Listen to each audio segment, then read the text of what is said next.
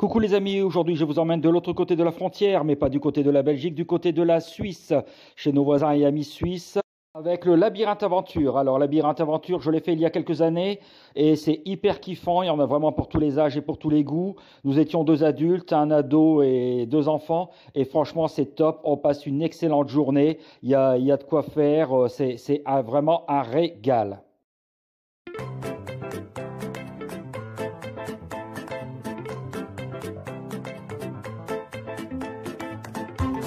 Vivez quelques heures d'aventure et de frissons au Labyrinthe Aventure.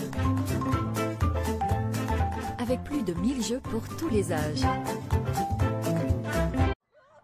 Il a bien grandi le Labyrinthe Aventure d'Eviona. Des premiers soubresauts et sa création en 1998, le voilà aujourd'hui qui trône sur 3 hectares, avec toujours son attraction phare, mais encore une multitude de jeux variés. De quoi passer sans problème un cap et fêter joyeusement son anniversaire. 20 ans et de plus en plus jeune. 20 ans avec un labyrinthe qui est devenu un parc de jeux. Et chaque fois des jeux nouveaux, des amusements nouveaux. Pas peu fier Jean-Pierre Caron qui nous fait la visite des lieux. Bonjour.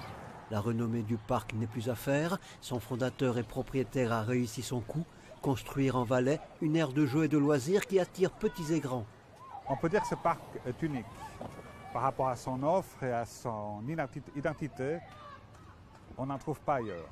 On peut y trouver quelques petites choses comme un secteur labyrinthe, un secteur jeu, un secteur château gonflable.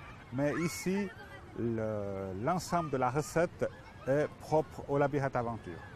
La particularité du parc, une multitude d'activités qui ne nécessitent aucune ressource énergétique, si ce n'est celle de la force du bras ou du mollet des visiteurs.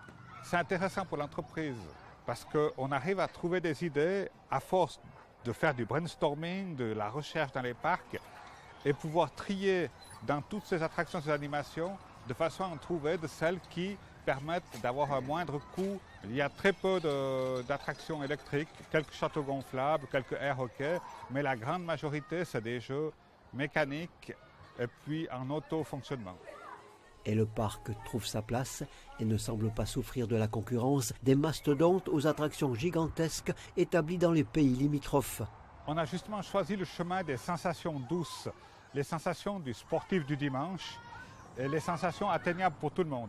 Et puis des sensations de partage, c'est-à-dire que le papa, les parents jouent avec les enfants, les familles se mélangent, comme on voit à plusieurs jeux, et puis font des petites règles entre eux ou s'amusent entre eux.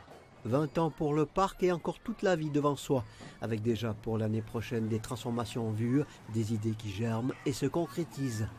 On va doubler plus ou moins les nouveautés, entre autres, comme on peut voir ici, un château aventure, dans un autre secteur, des tyroliennes, un secteur ici à côté du toboggan montagne russe, et etc., et etc. Plus on y va, plus on est passionné, plus on a des réserves d'idées de jeu. C'est extraordinaire.